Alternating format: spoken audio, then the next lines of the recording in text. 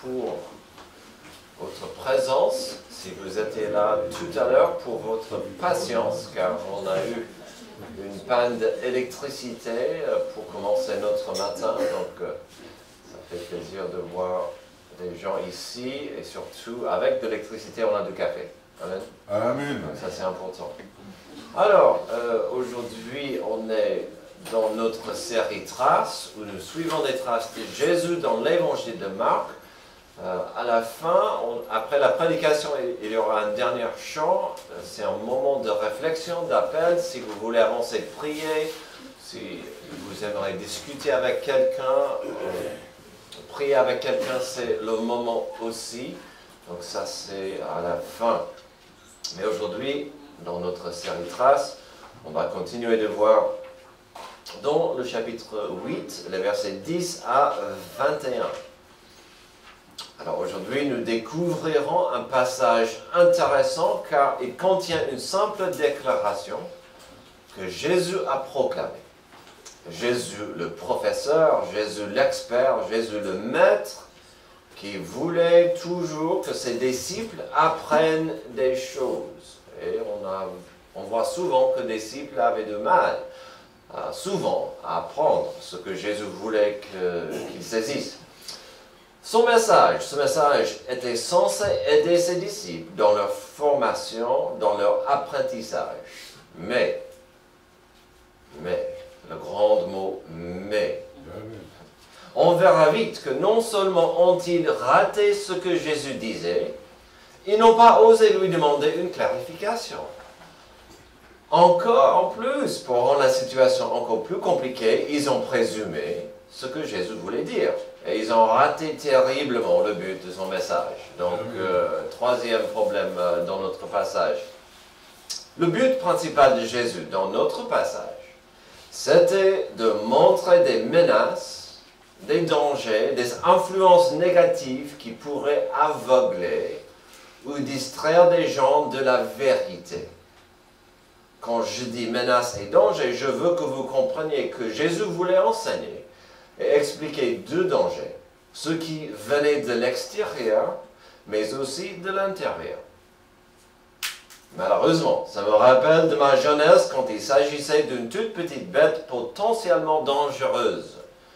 Étant dans l'hémisphère sud, dans les îles de la Pacifique, il fallait se méfier de la menace extérieure des moustiques. Déjà, cet insecte est embêtant sur tellement de niveaux.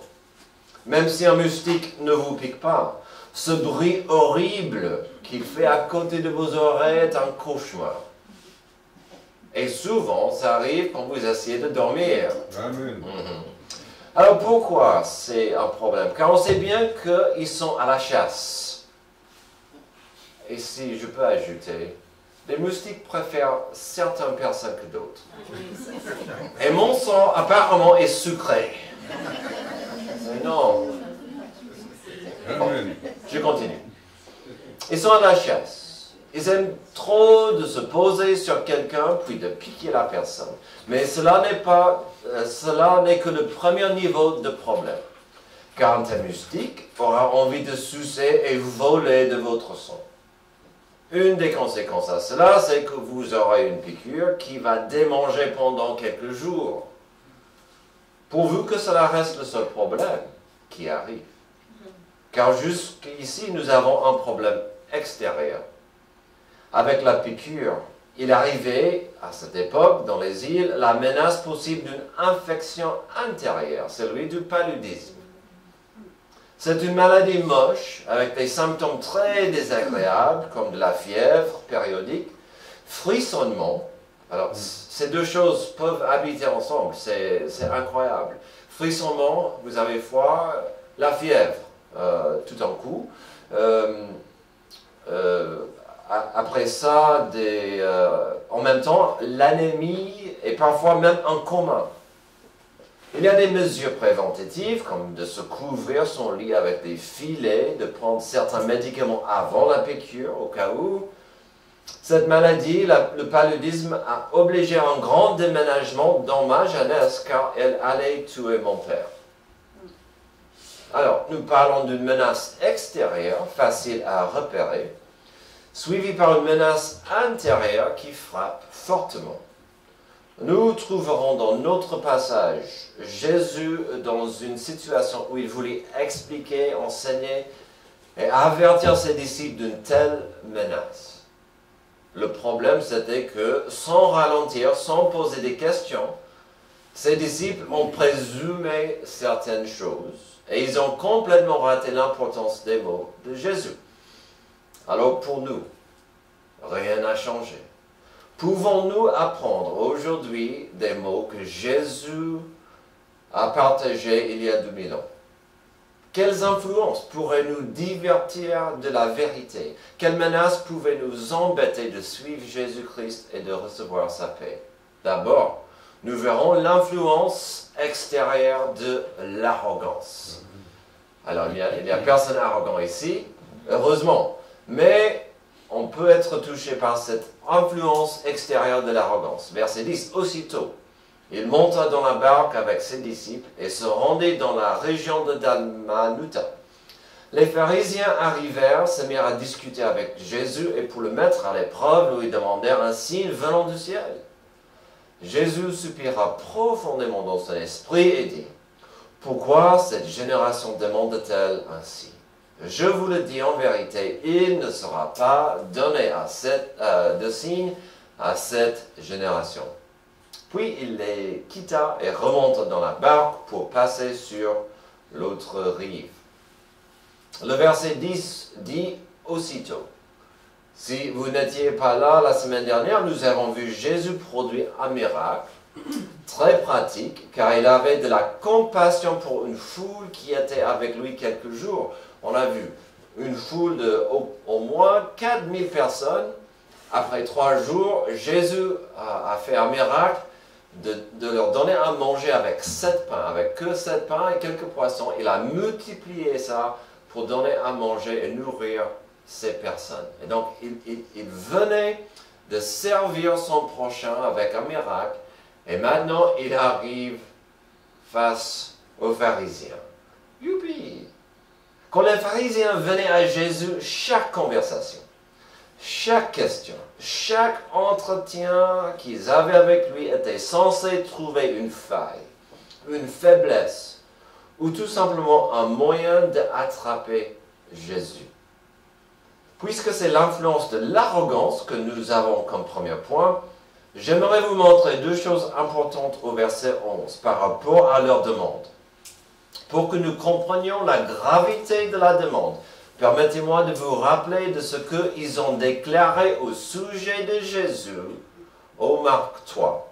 Ce n'est pas sur l'écran, mais dans leur désespoir au Marc 3, on a vu ça déjà, dans leur frustration de saboter ce que Jésus faisait, nous avons vu ceci au Marc 3, 22. Les spécialistes de la loi qui étaient descendus de Jérusalem disaient, « Il a en lui Belzébul, c'est par le prince des démons qu'il chasse les démons. »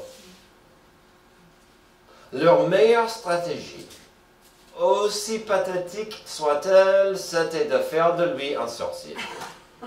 C'est tout ce qu'ils avaient. C'est tout ce qu'ils avaient. C'est grave, mais c'est tout ce qu'ils avaient. C'était la stratégie meilleure. A-t-il guéri des malades? Oui. A-t-il chassé des démons? Absolument. A-t-il nourri des milliers avec quelques pains? A-t-il transformé des lépreux et des aveugles? Oui, oui, oui. Mais il a triché. Il a fait ça par la puissance du diable. Avec cette notion sous-entendue sur Jésus et ses capacités, cette demande pour une preuve du ciel était très sournoise, très maligne. Il disait, si tu es vraiment qui tu prétends, il faut que tu le prouves par un signe que seul Dieu pourrait faire. C'est là où on peut mieux comprendre, où ça dit, il a fait ce soupir. Vous connaissez tous, vous l'avez tous fait. Quand quelqu'un fait quelque chose de stupide ou dit quelque chose de stupide, vous dites,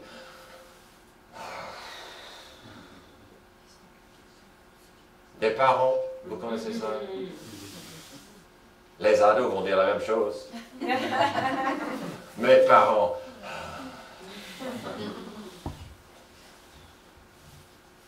Des gens qui conduisent mal. Alors, Jésus a fait ça dans l'intérieur de lui-même. Après, il a dit des choses. Mais il comprenait cette demande qui était tellement stupide.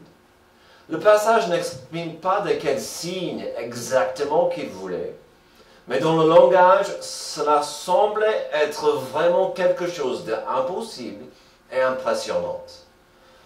Que le soleil s'arrête ou va en arrière. Que Jésus envoie de la manne du ciel, comme à l'époque de Moïse. Le pain et les poissons n'étaient pas assez.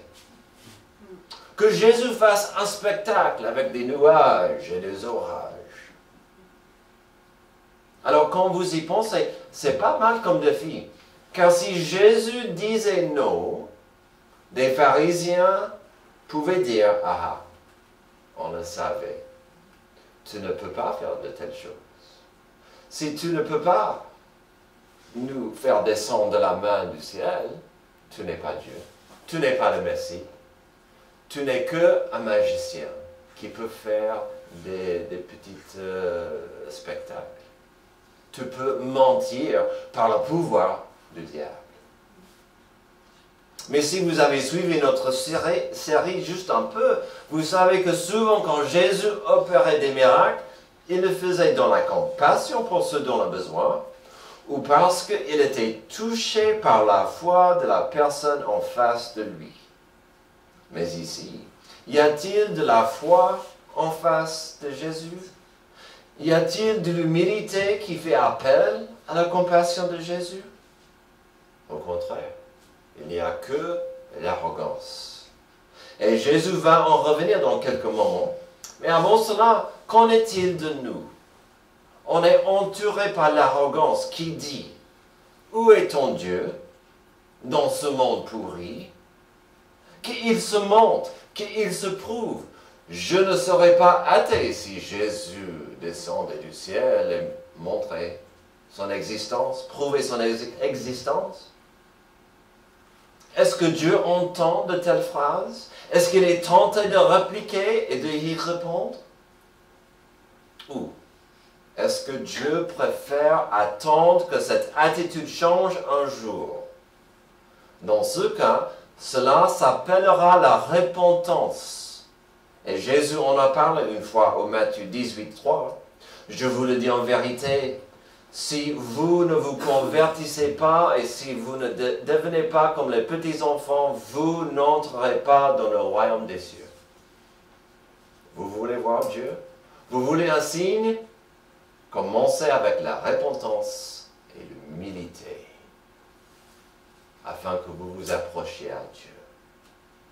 Quelle menace pouvait nous embêter de suivre Jésus et de recevoir sa paix? D'abord, on a vu l'influence extérieure de l'arrogance. Deuxième, l'influence extérieure de la puissance. Verset 14. Les disciples avaient oublié de prendre les pains. Ils n'en avaient qu'un seul avec eux dans la barque. Et Jésus leur fit cette recommandation. Attention, méfiez-vous du levain des pharisiens et du levain de Hérode. Les disciples raisonnaient entre eux et disaient, c'est parce que nous n'avons pas de pain. À première vue, ce passage semble un peu compliqué. N'ayez pas peur, ce n'est pas du tout le cas. La clé pour comprendre ces versets, c'est le verset 15. Attention, méfiez-vous du levain des pharisiens et de Hérode. Soyons clairs, Jésus n'a pas dit la phrase fameuse ici que ceux qui ont des oreilles entendent.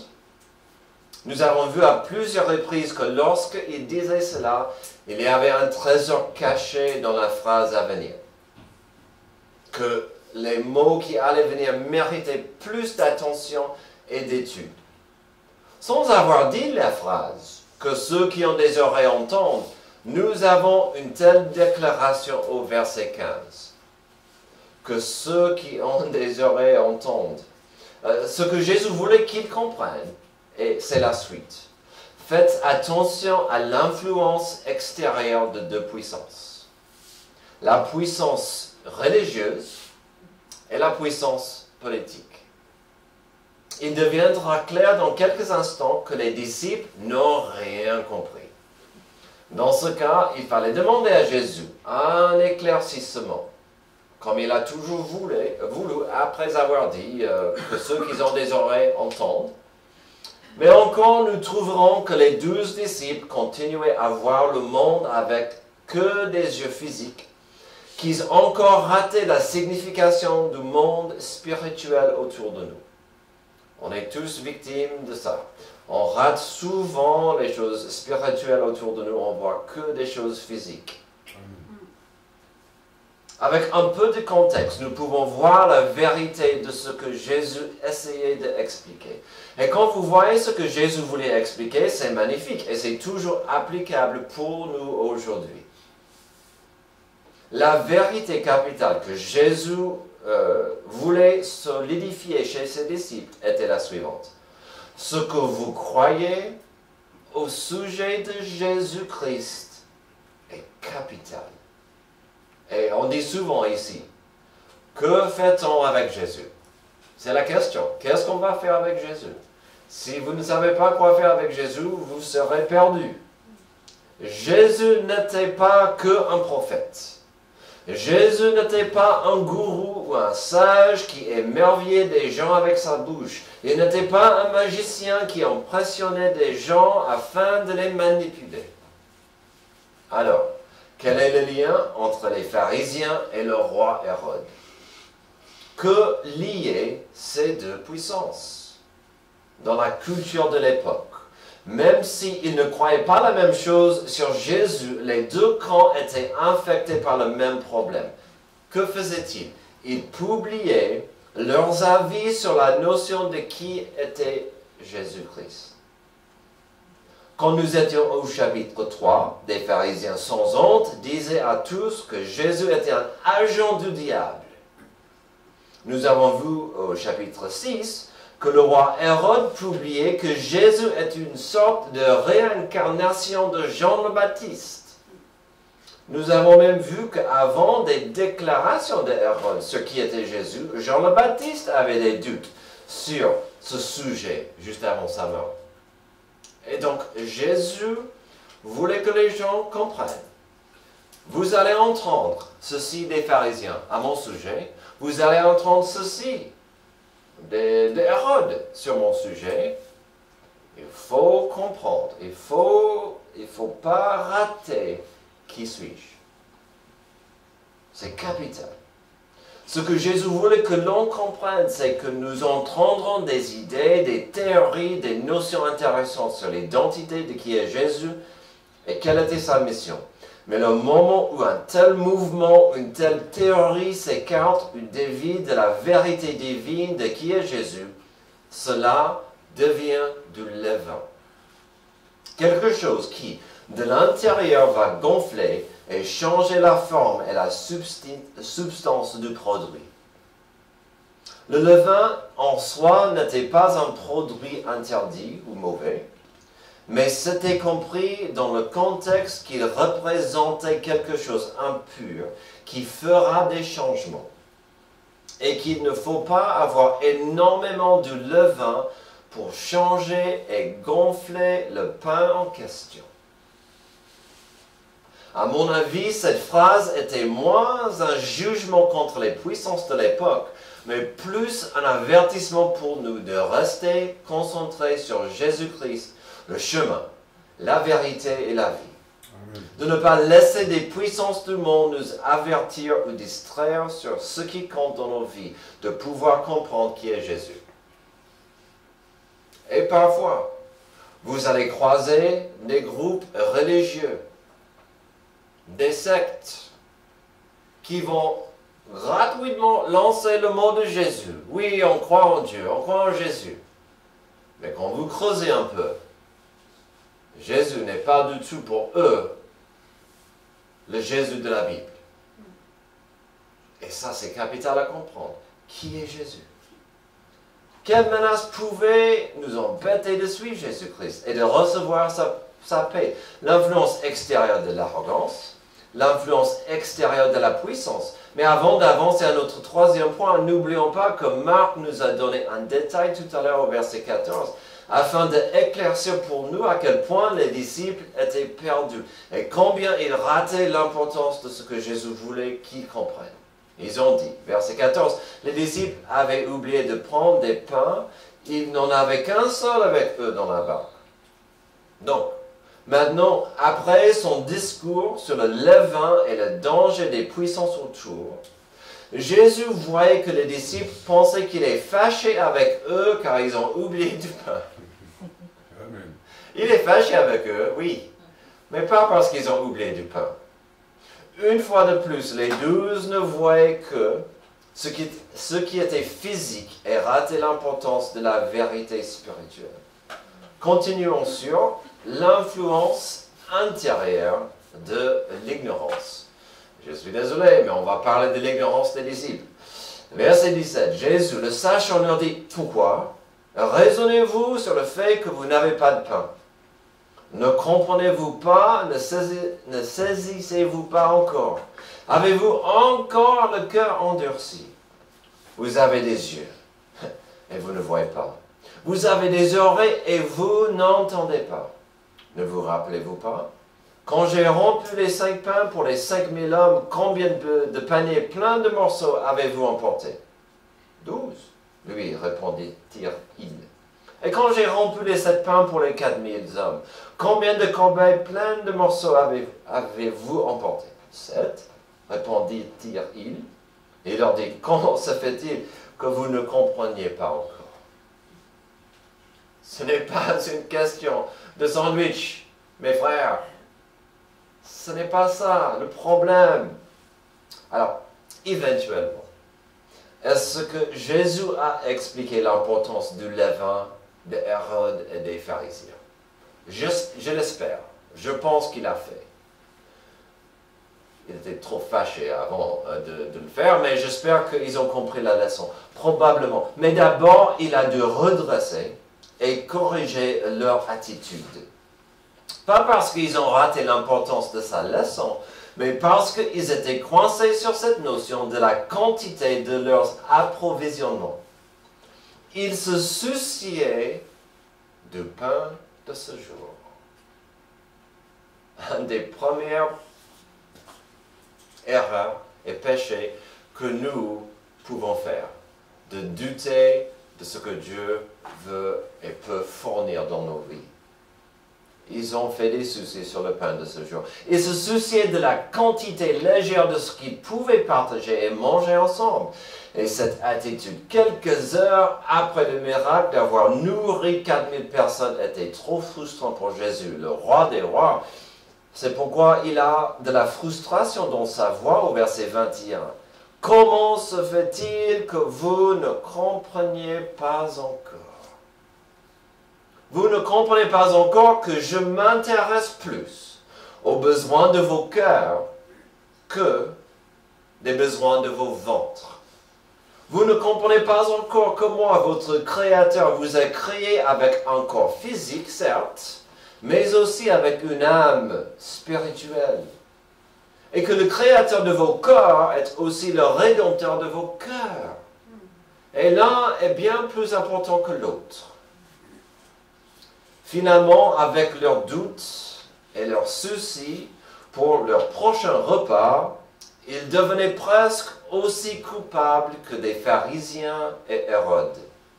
Car une fois de plus, ils n'arrivaient pas à donner à Jésus assez de leur confiance.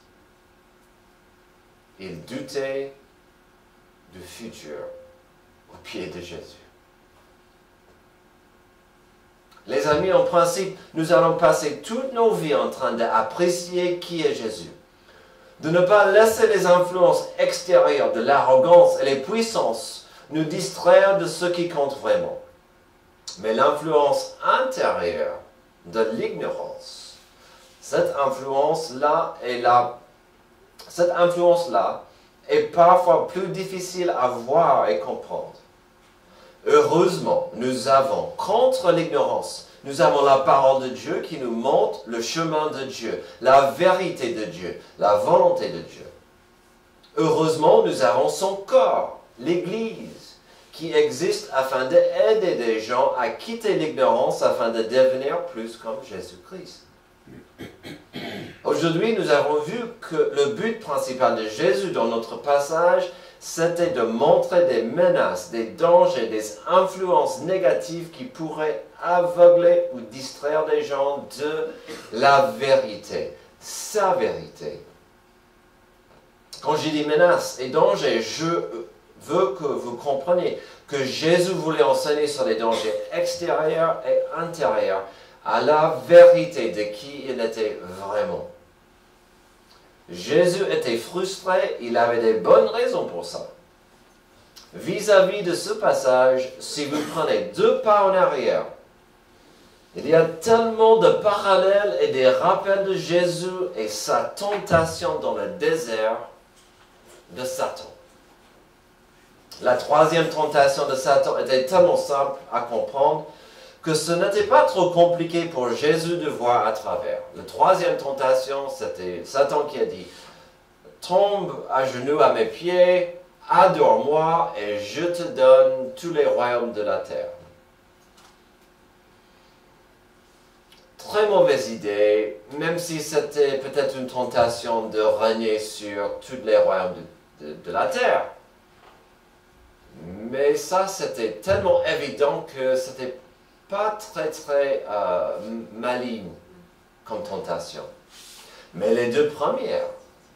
La première tentation, Satan a tenté Jésus avec la séduction d'utiliser sa puissance pour son propre plaisir, celui de manger. Jésus, tu as faim, tu meurs de faim, tu es puissant, prends ta puissance, change ces pains, je fais ça à chaque fois, change ces pierres en pain. Quel en est le problème?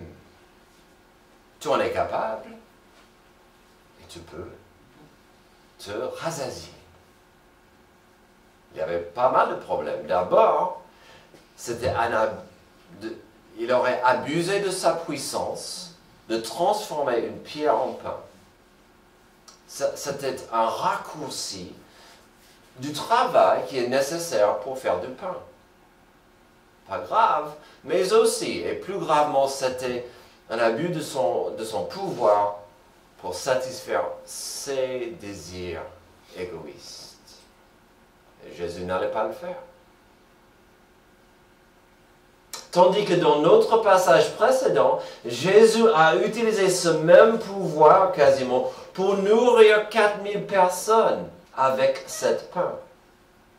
La différence? Il n'a pas fait pour son ego, il n'a pas triché, il a fait dans le service au carré, pour servir Dieu, servir son prochain. Il y a une grande différence, même s'il y a des parallèles. La 2e tentation de Satan était répétée au début de notre passage aujourd'hui avec les pharisiens. Dans la 2e tentation, Satan a dit, Jésus, saute du sommet du temple devant tout le monde, et tes anges te protégeraient. La tentation semble toute bête, mais ce que Satan disait était exactement ce que les pharisiens voulaient que Jésus fasse. Devant tout le monde, devant nous, donne-nous un signe que tu es vraiment qui tu prétends être. La 2e tentation allait montrer au public que Jésus était Dieu quand il flottait de toit en bas. Même chose, c'est le même signe que les pharisiens voulaient. Encore le mal impliqué ici est subtil, car ça donnerait gloire à Jésus, mais pas à son Père. Et un tel miracle n'aurait pas demandé l'engagement de la foi des gens autour. Ça aurait été un tour de magie impressionnant, mais un acte qui ne ferait rien pour transformer des cœurs. À cause des efforts de Satan et des pharisiens dans notre passage, nous avons une responsabilité de comprendre que la puissance de Dieu manifestée envers l'humanité n'est pas censée nous émerveiller ou approuver qui que ce soit ou quoi que ce soit. La puissance de Dieu manifestée envers l'homme aujourd'hui sera liée au travail de la rédemption et le salut. La puissance de Dieu manifestée aujourd'hui dans la vie sera liée à la rédemption. C'est pourquoi Dieu ne m'a pas donné les dons de miracles et de guérison. Il m'a donné le don de partager sa parole, afin que son Esprit Saint touche les cœurs. Vous voulez voir la puissance de Dieu opérer au sein de vous? Partagez l'Évangile au sein de vous. Les tentations, les demandes de Satan et des pharisiens allaient mettre en question la question de pourquoi Jésus était là. L'ignorance et l'attitude des disciples mettaient en question la question de qui Jésus était. Nous, des êtres humains, passons toutes nos vies en train de poser des questions liées au mot qui et pourquoi. Qui était au marché? Qui vous a dit ça? Pourquoi tu vas au marché? Qui sera là? Mais ces deux questions par rapport à Jésus sont les questions les plus importantes à saisir. C'est pourquoi Jésus était frustré, c'est pourquoi il devait clarifier certaines choses. Quelqu'un qui n'est pas encore croyant ou un disciple de Jésus aura la nécessité de poser de telles questions sur Jésus. Pourquoi il était là et qui est-il? Mais nous, des fidèles de l'Église biblique baptiste, nous ne pouvons pas trébucher sur l'importance de la question. Qui est Jésus? Pourquoi est-il venu? Quelle est sa volonté pour moi? Qui est Jésus? Quelle est sa volonté pour moi aujourd'hui? La réponse est simple. C'est-à-dire de venir à lui et de y rester. Ou comme il a dit au Matthieu 11, « Venez à moi, vous tous qui êtes fatigués, et courbés sous un fardeau, et je vous donnerai du repos. Acceptez mes exigences. Laissez-vous instruire par moi, car je suis doux et humble de cœur, et vous trouverez le repos pour votre âme. En effet, mes exigences sont bonnes, fardeau léger. » Aujourd'hui, ne quittez pas ce lieu sans comprendre qui est Jésus et qu'est-ce qu'il veut pour vous aujourd'hui. Prions. Merci Père Céleste pour ce passage qui nous rappelle l'importance de comprendre l'identité de Jésus. Il n'était pas qu'un prophète, il n'était pas qu'un orateur merveilleux. Il était le Sauveur, le Créateur, le Rédempteur. Que nous mettons nos fardeaux à tes pieds, que nous mettons nos soucis dans tes mains, que nous ne quittions pas cet endroit sans que Jésus soit le roi de nos cœurs. C'est dans son nom merveilleux que je prie. Amen. Amen. Levez-vous, on aura notre dernier chant.